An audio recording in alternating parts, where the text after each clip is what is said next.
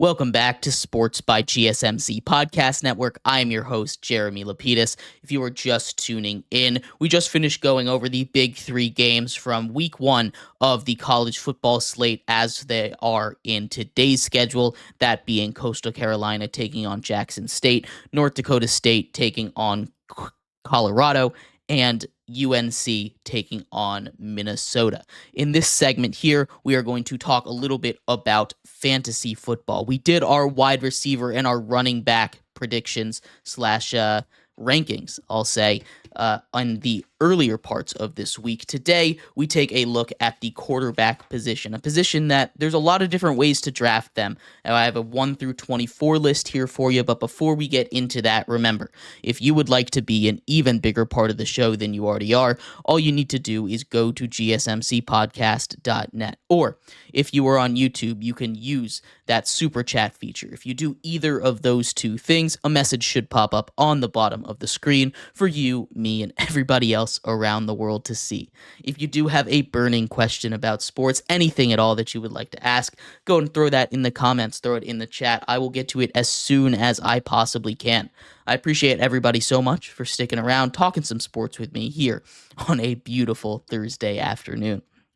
But like I was saying, in this segment here, we are going to talk about our fantasy football quarterback rankings. And just like we've done for the past couple days, I've got you a 1 through 24 list here. Some of it might be surprising. Some of it might be kind of chalk. But this is a quarterback position where there's a lot of different strategies. You can go get one of those top 5, top 6-ish guys. You can reach on them, getting them in the third round, somewhere like that. Or you can wait to get somewhere in the 13, 14, 15 range. Get them later on, get them in the 10th round-ish. Now, all of this is different if you draft 2 quarterbacks, super flex. There's all these different strategies, which is why we're not going by round. We're just doing a ranking. So without further ado, my number 1 quarterback is Josh Allen. He was the number 1 quarterback last year, and you'll see a trend with these guys that are at the top. It's not everyone, but just about everyone at the top has that rushing upside. It's simple math. Every 10 yards you rush the ball, you get a point. Every 25 yards in general, you throw the ball, you get 1 point, right? 10 points for 100 rushing, 4 points for 100 passing.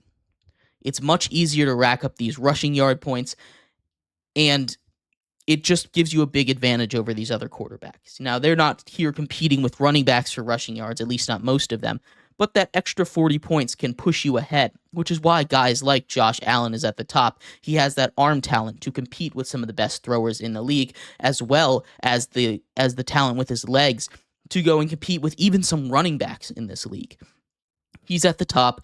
That shouldn't change. At number 2, Lamar Jackson. Again, we talk about rushing upside. No one in the league has more rushing upside than Lamar Jackson.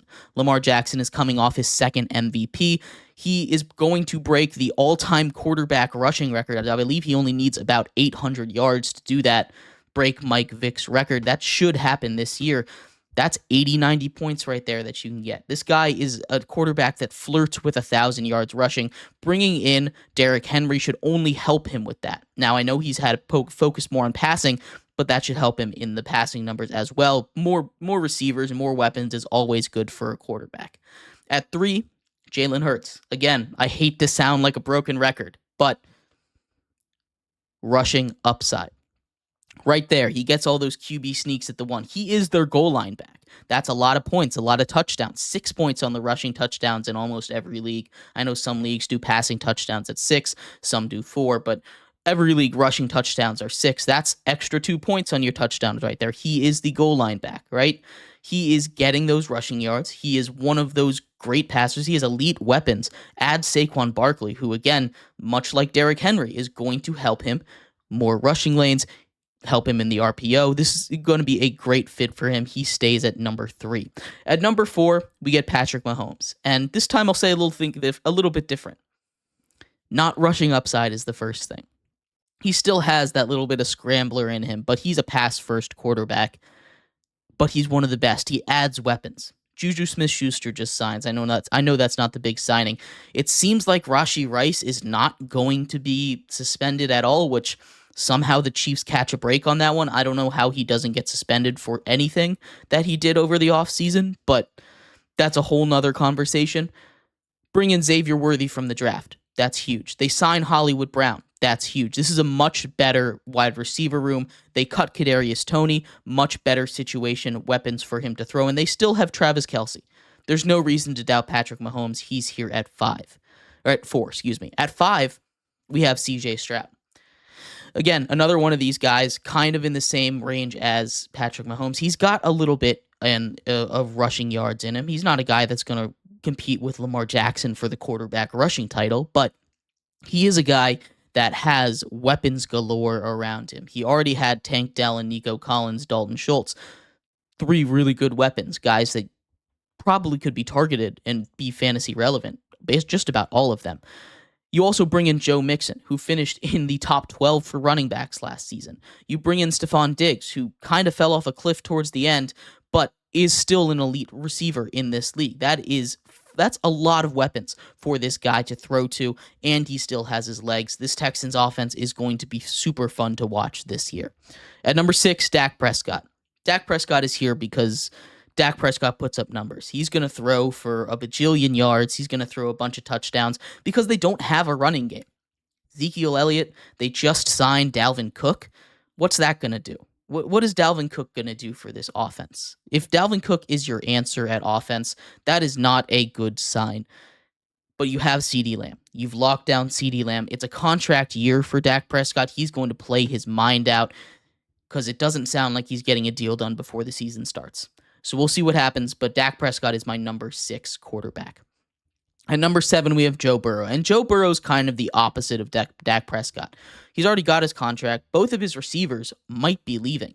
Jamar Chase we'll get into later. He isn't practicing right now, which is a whole situation. Like I said, we'll cover that later on in the show. T. Higgins on the franchise tag. Sounds like he's out of here after this season, even though as much as he wants to stay in Cincinnati, he seems like he really has grown to love playing in Cincinnati. Joe Burrow lost a couple weapons, but he's going to be healthy. That Bengals O-line is going to be fine, and he'll be able to put up numbers. He's here at 7. At number 8, I have Kyler Murray. He's a guy that can compete with Lamar Jackson for rushing yards. He is quick, elusive, and he's got a really talented arm. They brought in weapons for him. They still have Trey McBride. Greg Dortch is kind of a super late round guy that might be worth a pickup in some deeper leagues. You have Marvin Harrison Jr., of course, who I think is going to explode onto the scene. 1,400 yards, 1,500 yards absolutely is possible for him. They should feed him as much as humanly possible. This is a good offense with Kyler Murray running it. He's here at 8.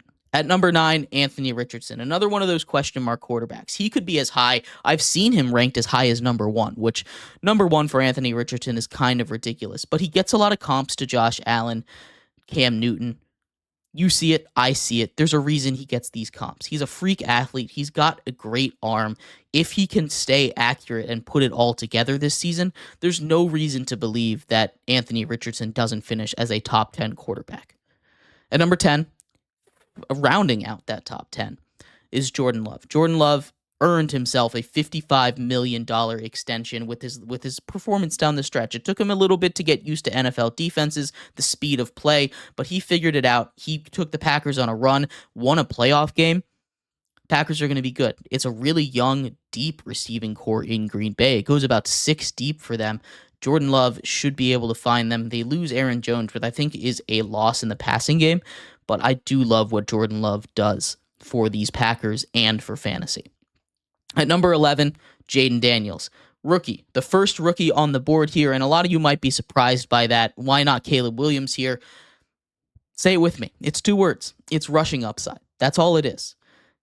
Jaden Daniels is a guy that has the ability to, again, compete with Lamar Jackson for that quarterback rushing title, as I'm calling it. He's a guy that has the arm talent. You see, if you've watched him play in college, he can take a hit or two, which is the big thing that people are worried about with injuries. But as long as he stays healthy, which is what all these predictions are assuming, Jaden Daniels should be a top 12 quarterback, a QB1 for fantasy purposes. And rounding out that QB1 group, I have Aaron Rodgers. I've heard a lot of doubt thrown on Aaron Rodgers this offseason, and I really don't get it. I've heard people say he's washed. The last time we saw Aaron Rodgers play, he was playing at an MVP level.